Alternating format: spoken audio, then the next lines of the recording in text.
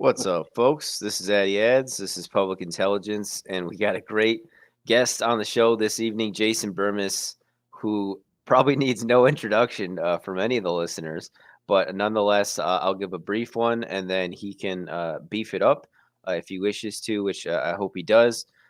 He's a documentary filmmaker and independent media pioneer, content creator, talking head activist. He's made several documentaries, including Invisible Empire, Fabled Enemies, Loose Change, and Shade. And we first touched base while I was covering the Maxwell trial. I was on his show. He's also on Rockfin, which is one of the places we're streaming to this evening at rockfin.com/addyads. But I want to thank you, Jason, for coming on the show, and thank you again for having me on your show over the winter. Well, I want to thank you, and you want to add something. I'll tell you what I am. I'm a human being that just got 2 tickets to the Tax Slayer Center tomorrow to go see Tool, and I am pumped. Oh, nice. Listen, they're so cheap. The thing is, I think they scared a lot of people away. I was not going to go. I went on the Ticketmaster site, and they still have this warning that basically you might have to have a boop pass, or you might have to have a test or something like that. I don't want to get you thrown off any platforms or whatever. Oh no, feel free to don't pull punches if you don't want to. All right, sounds fun to me. Yeah. Because it's frustrating, right? Yeah. So one of the big frustrations I've had is that I moved to Iowa during this COVID 1984 nightmare. I had lived in upstate New York for a very long time, taken, I guess, a semi break there, living in Texas and working for InfoWars in late, I believe, 2008. I was there for Fabled Enemies, and I came back in 2009. I left in mid 2010. So there's like a 2-year span there that kind of Texas was my home also. But upstate New York, man, basically since I've been a kid, you know what I mean? At least in that area. I was born in Florida, but I spent a lot of time in Dutchess County till I was 12. And then my family moved me up to, my first experience in upstate New York in my new home, because I'd been up there, but my new home, we pull into this Grand Union parking lot bank, and there's an Amish family having a picnic on my little square lawn in a horse and buggy. And I'm like, where the hell did we just move to? And then I end up going to college about an hour away. I always loved that area. I still do. But they basically raped it, man. And so I had to move. I came to Iowa, and I saw the same kind of repression on the Illinois side of where I live. I live in a place called the Quad Cities. Everybody assumes I'm in a cornfield. I'm not. We're on the Mississippi River, and on the other side is Illinois, right? So there was a very stark difference, and still is, to the point where I went trying to go Christmas shopping on the Illinois side, and people wanted me to wear that mask, and I'm just like, no, I'm not playing pretend. I'm gonna have to leave. I leave, but they were going that hardcore there, just like New York State was beholden to New York City. Illinois was beholden to Chicago. So really, I couldn't believe it. First of all, Tool sells out in seconds most times, right? Like you basically got a few hours to get tickets. I tried to get tickets before the COVID 1984 nightmare in February of 2020. Okay, so they were playing just before everything in the Mohegan Sun. And for worse seats than what I have right here in my hands, they were going to cost me $300 plus fees for one. Bro, wow. I got these for $65 a pop, no fees. Drove down to the place. It's 5 minutes away from my house. I'm pumped. So if that's who people want to know, Jason Bermas, he's pumped to go to a concert. I'm bringing UFC Hall of Famer and legend Pat Miletich with me. I live a very blessed life, dude. And here's the next thing. Like, my life is far from perfect. I'm far from perfect. It's not like I'm a millionaire. I'm sure you getting into this, you realize the struggle of quote unquote independent journalism or even commentary, any of that stuff, right? Yeah. It's a real struggle. I've had to take, jobs in between InfoWars and that, in between InfoWars and me working at We Are Change Again all the way in 2017. I worked as the head of a videography department at Cooperstown Dreams Park. I was a bouncer. I worked at an MSP company. I ended up running the bar I was bouncing at. You know what I mean?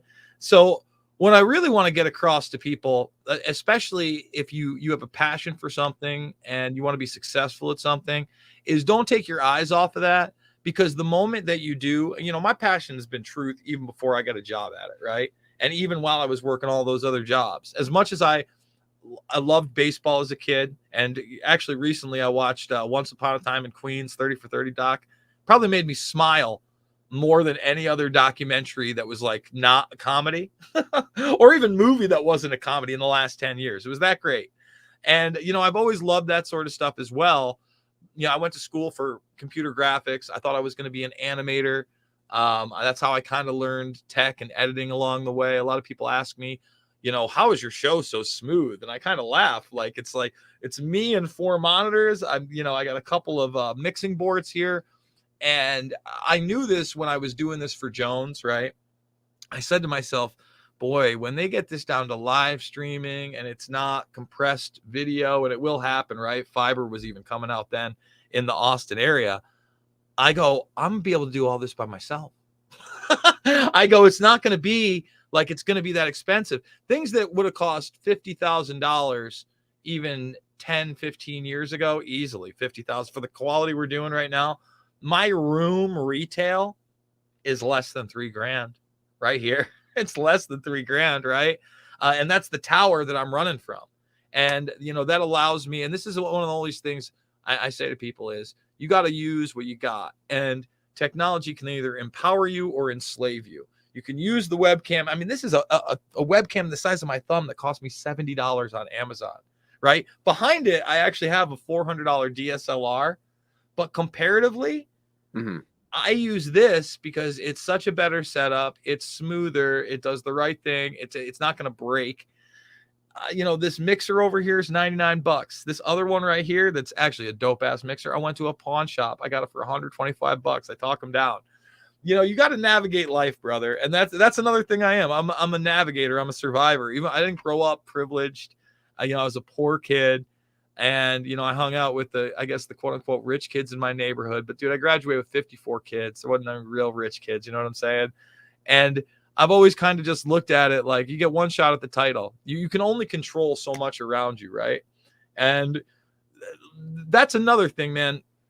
A lot of people, when I was even growing up, I'd say, pre me getting into loose change or even 9/11, I would question certain things that you weren't supposed to question, right? Like, for instance, I questioned the moon landing.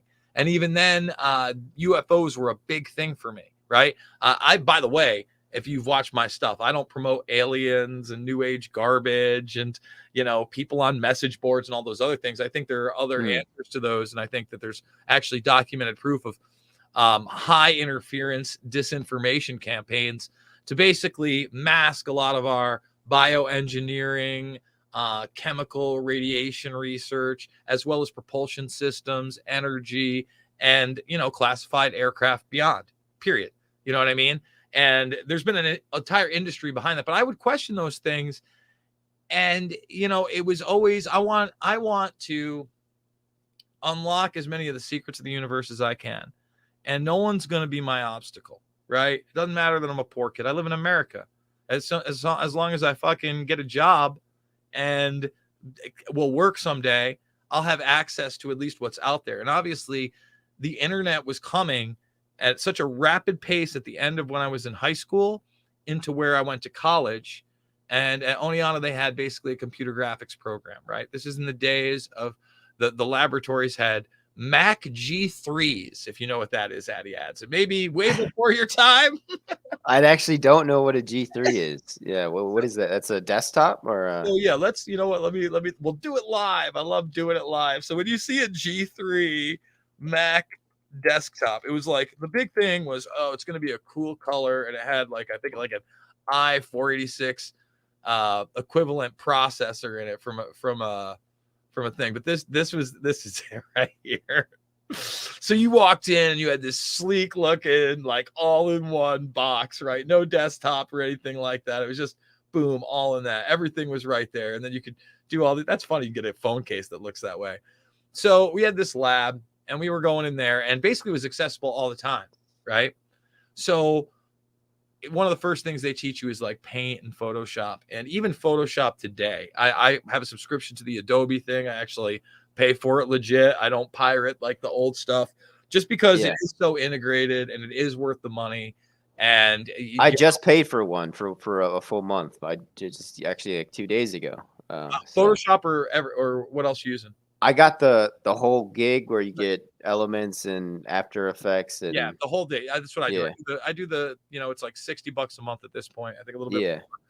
And I get it because it has all these different tools that I basically learned at a base level during college. And I'm a beauty school dropout, bro. I was I was very honed in and focused on that, like that one kind of thing as a teenager. I didn't really care for much else. I had to spend like an entire year just doing bullshit courses and learning about art history, which in retrospect, okay, I'm happy about. And I was at a regular college, so I'm doing all the other base courses too. Mhm. So I'm doing all those things, and the lab is open all the time. So basically, you could go in there with like 4 or 5 blunts at like fucking midnight on a Tuesday, and you sit next to the kid who was way smarter and just was trying to develop something. And you had any question about Photoshop, or we were using Bryce for 3D, they tell you. So you just go outside, smoke a blunt, come back in, be there till like whenever. And I did that for a long time. And at the same time, I was going out drinking and partying. And, I definitely was a bar rat and that kind of lifestyle too. And at the same time, I was working as a pizza guy.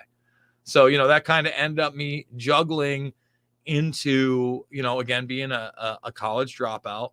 And we get into like when I'm at 24 and I get my first desk job. It's a big deal, right? My first desk job, Barton Butler Graphics. And this is what I'll tell people. My first passion amongst anything, out of everything else, don't get me wrong, I love the truth and all that other stuff, but I always thought I was just going to be a commercial artist, bro. I always thought I was Mhm. going to be like doing magazine covers or working in animation or in advertising. I didn't realize how heavy the world was and how in danger we were until post 9/11, right? Now, post 9/11 comes in, and, that's my big obsession. Like, I'm the guy at the party, post 9/11, when I'm not in school, talking about how John Kerry and George Bush are eighth cousins on one side, or I think it's third cousins and eighth cousins, right? It's either second, it might even be second cousins and ninth cousins. I don't know. They're cousins on both sides. I think either second or third as the closest. They both went to Yale together. They're 2 years apart. They're both in Skull and Bones together. I was that guy shooting beer pong, talking this. And, God bless Lord Jesus Christmas up above. He has given me quite the baby face. I'm a 40, man, am I 42 or 43? I think I'm 42. 42. Okay. And right, I might be 43. I think I can't even remember 70. If I was born in 79 in July, am I 43? I am, right? I'm fucking 43 years old. You're 43 this year, right? No, Yeah, if I it's think, 7. wait, am I? Because Oh no, it's 22. Yeah, you're right. yeah, It's I am. yeah, you're right. I was Yep. arguing with myself whether I was 42 or 43. That's how much I'm losing it, dude.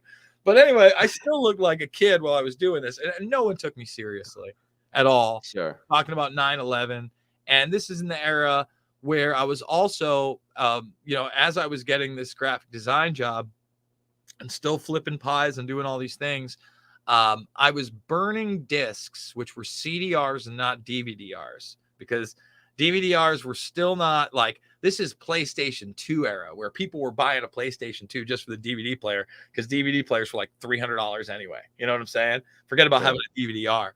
So I was downloading all these things from Morpheus and Kazaa and the Nutella network and the Notella network, and a lot of it was 9/11 centric. But again, you name it, UFOs, moon, underground bases, anything you get I remember one, UFOs in hell. Mhm. This 7-hour documentary, and it's way old school. I couldn't recommend it enough. And it definitely comes from an evangelical perspective. But these are the types of things I'm consuming, right? Like, there's no one else out there, at least in my region, that was, smoking weed all the time, popping mushrooms, going to the bar and reading this stuff while they were working a job, 2 jobs. I was doing all those things.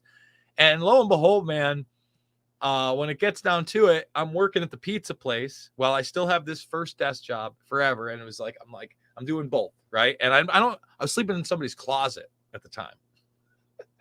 Wow. Wow. So that's kind of a little just story in itself.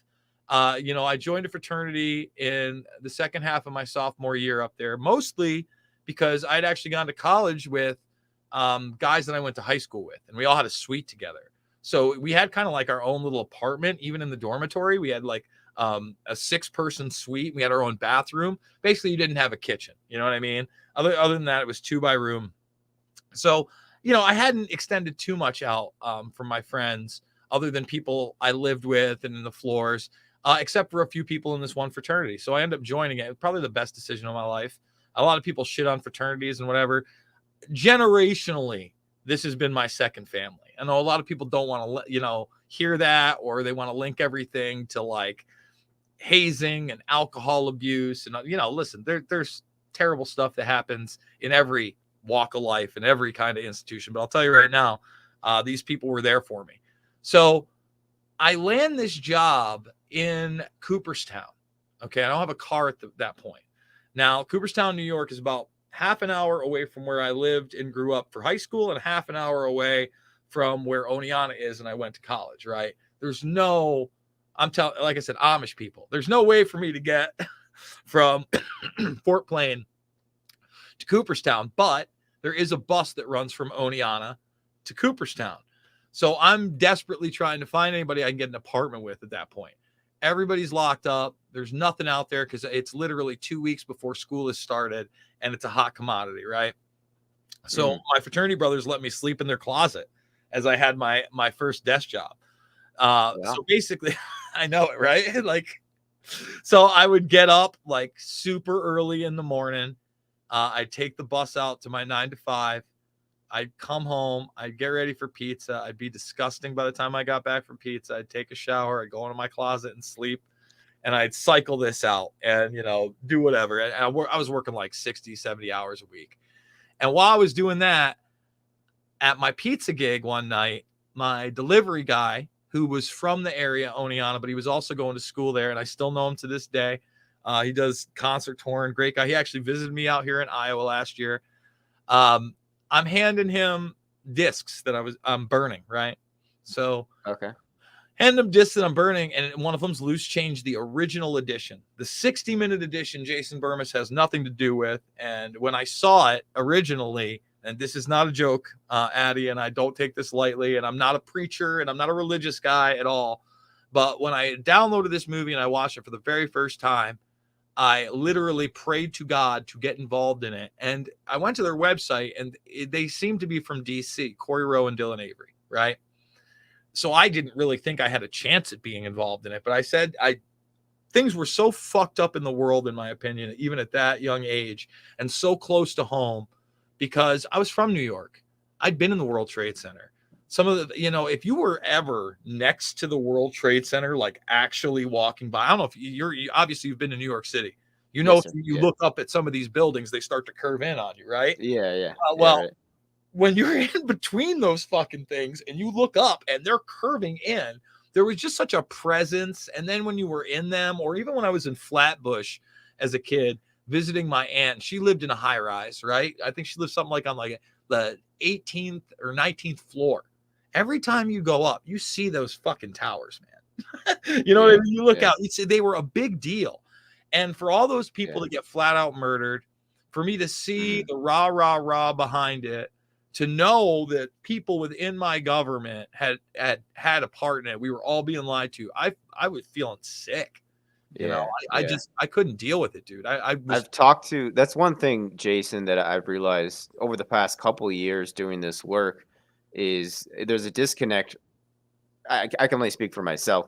For me and people your age and older, 50s and 60s, I've noticed. And likewise, I think people who are in that age and New Yorkers too, to where I was in kindergarten or first grade. I think I was in the first grade.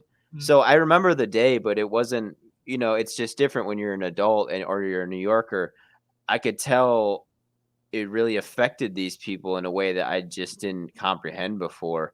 Like one of my friend, he's now my friend. He told me he started crying when he realized what happened. Like he was so affected by it. And I think for me, it's something that I never had that like trauma, I think, in a way, just because I was too young to even comprehend it, So I think that's a divide for at least for me. It might be for a lot of people my age too, and people your age. The other thing is, you got to understand, I was in Oneonta at the time. It's a state school. There were so many people whose parents actually worked in the World Trade Center that day. And this is, just the beginning of people having cell phones, but all self-service was knocked out, right?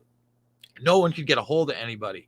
I woke up to both towers being gone by my roommate telling me the Twin Towers were gone. I'm like, what are you talking about? By the time I'd walked out the door after taking a shower, somebody, my buddy Jeremy, who lived next door, was already cursing out bin Laden. It was just boom, boom, boom, boom, boom, just trauma everywhere, man. I can't really reiterate. And then another thing that people don't understand is, at the time, everything wasn't on demand. If you had a cable box that had DVR on it, that was a big deal. On demand was just coming up. So even the best cable boxes, you had like 100 channels, right? On at least 25 of them, there was enough. They took off TV. It was all news 24/7 for at least a week. They didn't go back to regular programming.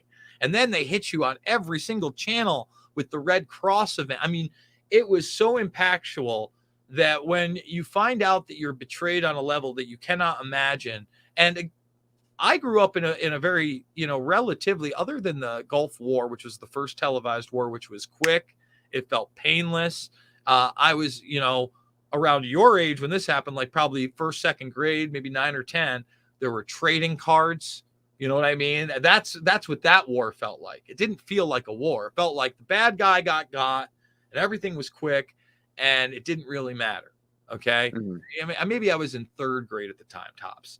So that was just a totally different experience. And that's how it was portrayed.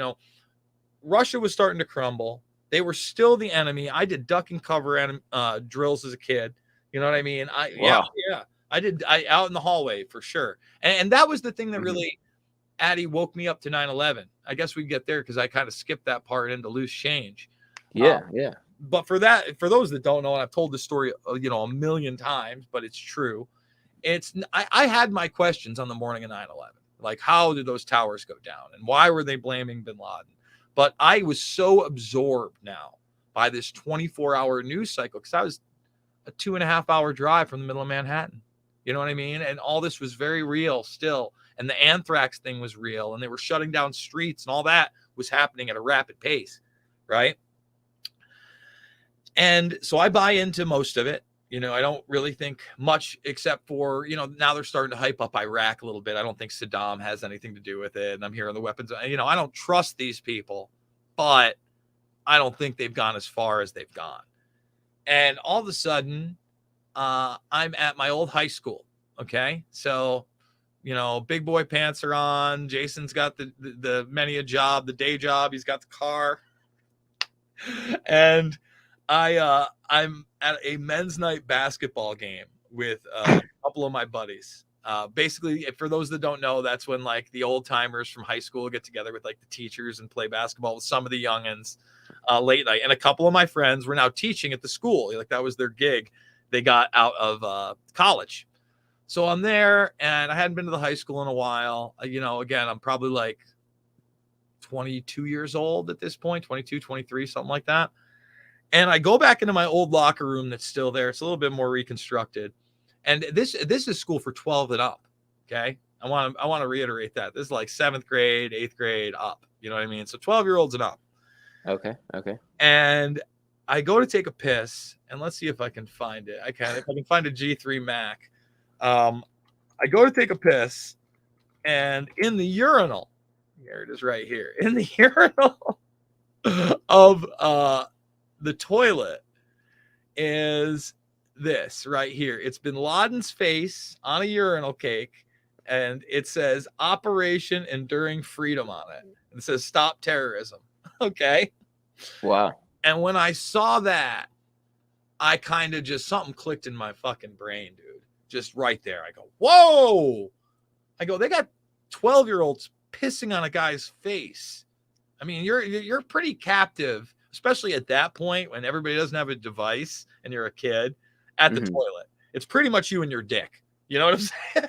Right. And like, to put that there, I just thought to myself, I never pissed on Gorbachev.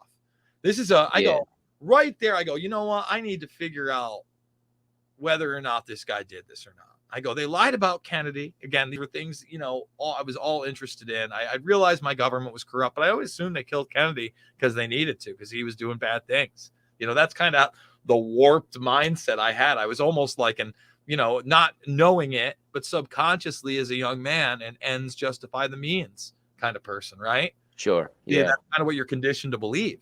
Right. So I go home, and all I want to find is a thing called a timeline. I go, I'm trying to find like the most unbiased thing I can ever find, right? And it's still up to this day.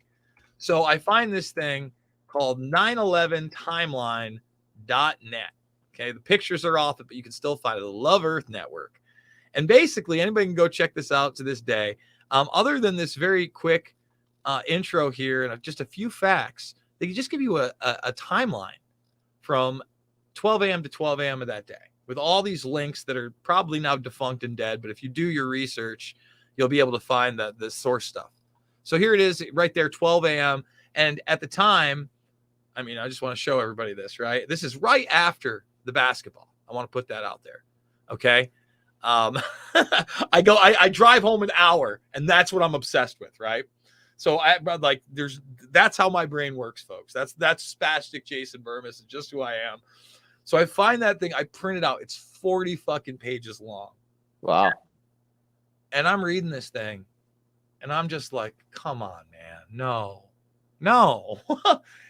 So then they have another site. It's called 9/11standdown, 9/11standdown.net was like their companion site, and that's some videos. So that right there. Okay. I immediately start getting, remember I told you I was a big like pirate. Right. So, other than the Hollywood stuff or whatever, I was getting all those other documentaries and whatever I could. Now it was all 9/11 footage, every raw 9/11 footage I could find. Didn't matter, documentary or otherwise. And that's what kind of leads me into handing out these discs that brings us to the pizza parlor in a Quentin Tarantino style timeline. I'm loving this. This is great. Yeah. So I'm burning these discs, and my boy Phil, he goes, oh, loose change. He goes, I know these guys. I go, what do you mean you know these guys? He goes, well, they went to high school with me. So they went to high school in Oneonta, New York. And he goes, they're coming back from DC, and actually Corey's already back, and Dylan will be back in a few days. Do you want me to call Corey and have him come down and talk to you? Fuck yeah. Wow. So check it out, man. Corey comes down. I'm behind. If you go watch my film Invisible Empire, A New World Order Defined, there's a scene in there where I have like a time lapse of me behind a pizza place flipping pies at that very pizzeria, behind that very glass. I'm standing as Corey walks in, and he's just a kid. These guys are kids, just like me, and they're younger than me. At this point, I'm 24-ish, or maybe even 25. Could be around that age, and they're 22 and 21-ish. Okay, somewhere, or 23 maybe. I don't know. I'm the older guy by like 3 or 4 years. Oh wow. And we talked for like an hour, not only just about 9/11, but just about, I asked him, kind of feel him out, and he actually mentions the Illuminati at one point. So I know I can go at least pretty far, because at this point, again, man, I've read it all. I've watched every lecture you can imagine. I'd already found The Road to Tyranny. When I found The Road to Tyranny, which is Alex Jones's film, for those that don't know, it was a real media film, real media file. Okay. Highly compressed. It was like less than 100 megabytes in a 2.5 hour movie. Right. And so exactly, it's a horrible mess of a file, and it's out of sync audio wise, and fucking Alex's voice, for the first time I'd ever heard it in my life, is so grating. And you're just like, he's not even this grating at the time. It's a little bit younger. Yeah. But I want to prove that fucking redneck wrong on so many things. And I didn't even like the term New World Order at the time. I liked how he said global elite. And I don't even call him that anymore. I call him predator class. Nothing elite about these motherfuckers. Fuck their nepotistic bloodlines. Okay? So I'm like, I'm going to prove this fucking redneck wrong. Guess not. You know, they're just like, there were so many things in that film that really bothered me. So like that put me on a path again of me handing out discs and talking about different issues, but 9/11 was at the crux of it. So I talked to Corey for about an hour, and he goes, well, we're doing another movie and we have a rough script and I'd like you to take a look at it. I'm like, yeah, great. So he goes back to his house that night, only like 10 minutes away. And he comes and he grabs the script and he hands it to me. And literally the next morning, because I'm fucking exhausted, because, you know, I'm working. These are the days, man. Like, again, I'll tell everybody out there, you know what the secret to success is? And I'm not even really that successful. I'm just a grinder, and I'm just going to stay in your face, and win or lose, I'm going to get up. But it's just to keep doing shit, right? At that time in my life, again, I'd never had a job in media. I'd never done anything of the sort. The most I'd done with film was, again, in college, amongst all these other things that I learned, you know, as kind of a craft trade. And my big moment was watching Spike Lee come to the college in the late 90s, pre 9/11, and talk about how making films was going to be accessible to everybody because of the digital revolution. And at the time, I had my first DV Handycam. Nothing professional, nothing even close to as advanced as a pocket camera, your phone now. But, you know, I remember thinking, like, this guy's right. This guy's right. So now all of a sudden, man, zoom forward. I couldn't even look at it that night. I was so fucking exhausted because I would get up at 6:30 in the morning to catch the 7 to be at the job at 8, and I would leave at 5. I would get back home at 6, and then I would work the 7 to 2 to 3 in the morning.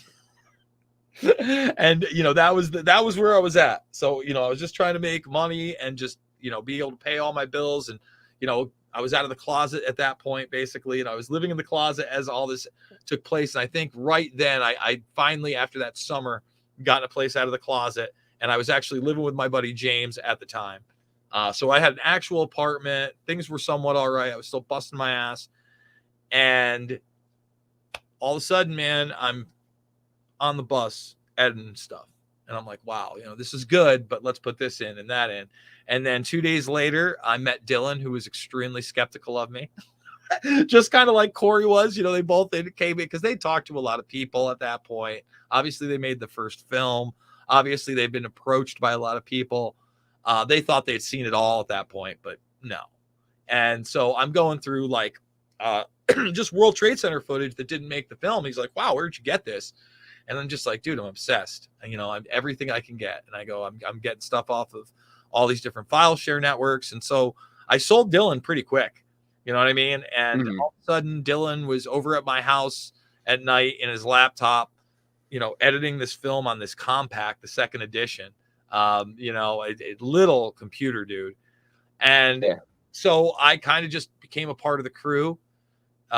When we burned our first DVDs, I had t-shirts made that were much cruder than this, that just said investigate 9/11 on them. They didn't even have, you know, the cool graphic. If you've ever seen that, we did those ones later. Literally, I got a hoodie I printed specialty for myself in the closet right behind me. Just investigate 9/11 on it. And we all wore them to this Cindy Sheehan event, you know, basically speaking out against the Iraq war. We brought our camera, and I think we had one copy. I think we had one copy for Cindy, and we had one extra copy that we gave to the news, who was Binghamton Fox 40. And they saw what we were doing, and they interviewed, you can still find it somewhere on the internet, myself, Corey, and Dylan. And they thought, these fucking kids are crazy. There's no chance that anything they're saying is true. And so we give them the DVD, and the next night we get a call from them. And they're like blown away by the film. They're like, we want to do a piece on this. We're going to run a 2-night piece. So this is pre-YouTube days, right?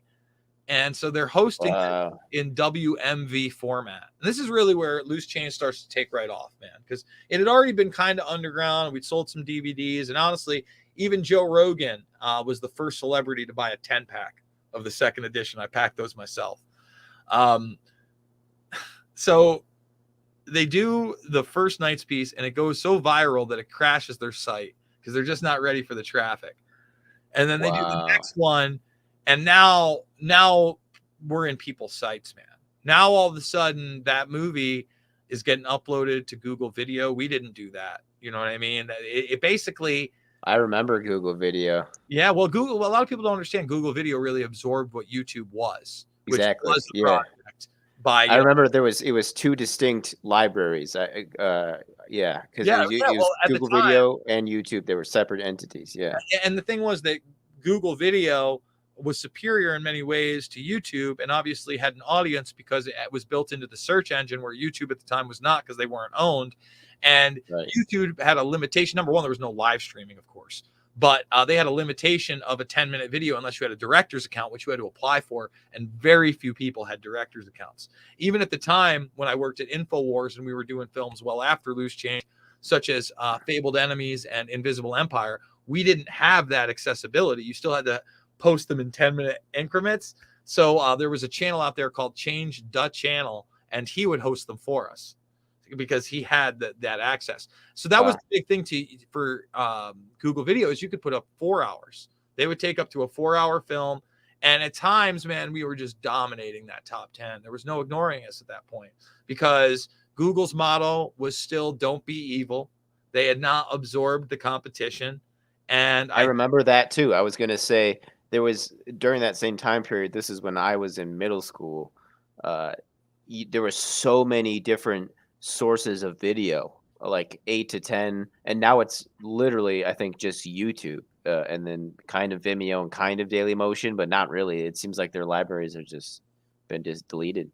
yeah, many of them have. You can find some stuff on Dailymotion every once in a while. They have some ads on there.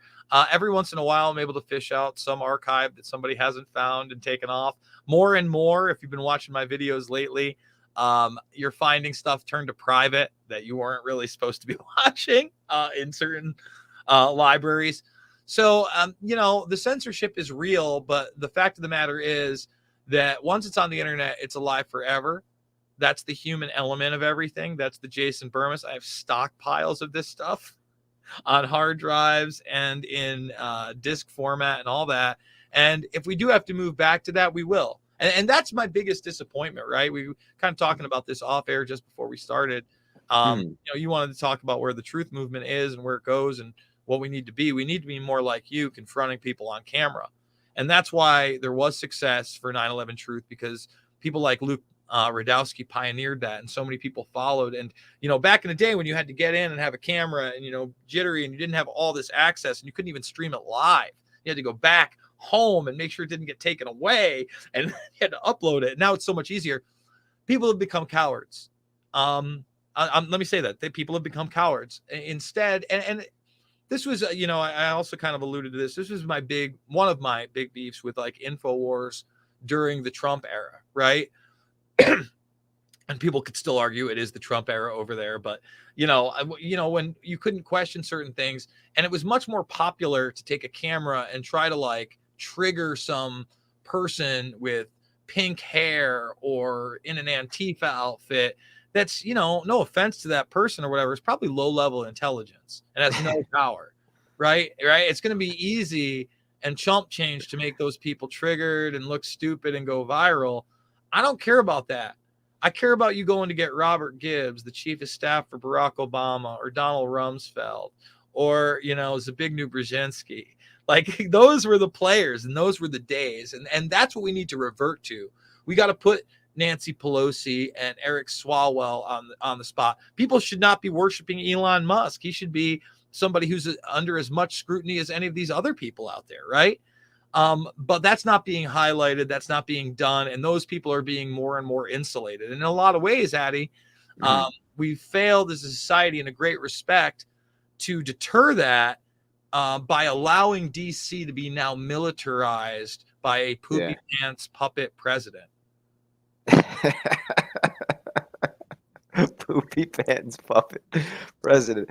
Yeah, it's true. That was somebody I remember made that point last year. They were saying, well, maybe they aren't locking us out. Maybe they're locking themselves in because they're afraid of the rest of us. Listen, the bottom line is they want to set that precedent. How much work? I mean, let's go to a place called reality, everybody. I know that the listeners here are probably already there. But how much foreign and domestic policy is influenced by Joe Biden? And let me give you the answer. Zero. There is zero influence by Joe Biden whatsoever. None of it is a part. The only part Joe Biden plays right now in the geopolitical process is being painfully rolled out on camera to do, pre-planned media presentations where pre-positioned people are asked questions. He has to actually look and go down a list of pre-picked people to give pre-planned answers. That's it. And then come out and sign certain things. That's it. That's what we got. And that's not to say, that every presidential administration hasn't been puppeteered by people behind the scenes, the military industrial complex, outside influential organizations and forces. Lobbying is basically, it's outright gangsterism, right? Like, me and you, we don't get a place in the lobby where we get to go request somebody, but somebody with a corporation worth $500 million can come in there and then talk about some things and talk about some policies and all of a sudden give some money to a campaign and then have a job for that person they gave to the campaign to that voted in their direction. And there's no corruption. I mean, come on. Hey, we've been so outwardly corrupt for such a long period of time. I think, again, that speaks to the subconscious of this nation, of this country. And look, man, my great hope is that humanity comes together. We do not allow the predator class to insulate themselves in such a manner that they are allowed to pull off their transhumanist nightmare of enslavement. And, we can come to grips with the adult decisions that need to be made with the technology that is already in existence and how we use that technology to empower the vast majority of humanity instead of eliminate or enslave it. Yeah, well said, Jason. And I want to be respectful of your time. I know you mentioned you got a jet, but we are having Jason Bermas on the Reality Operating System, the Paddy Wagon, with myself and Peter Duke this Sunday in the evening, 7 p.m. Eastern ish, 6 p.m. Central, I think is what we're going to try to shoot for, so people can join us there, and hopefully we'll get you for a little bit longer time there, Jason, because I know I definitely didn't get to all my questions, and I know Peter has a lot to ask you too, because he, as I mentioned, I think on Twitter, he has featured you on his new website, the Duke Report, which collates news from various independent media. So, and listen, here's the deal, man. Props to you, but props to anybody out there in the actual arena that's not trying to create talking points, that's not trying to create division, that's being honest about, look, we're human. We're all going to make mistakes, right? And I don't think that anybody out there has the 100% analysis in every single scenario. I have, my differences with Alex Jones. At the same time, I think Alex Jones is a pioneer. I think he gets a lot of things right. I think that, he is a voice against this transhumanist movement. And by the way, even if I didn't agree with a lot of what the guy said, I would still say he's allowed to speak. The fact is, even the state, the enemy, the devil himself, the minion demons of the predator class, they should be allowed to speak. That's the deal. That's the deal we make.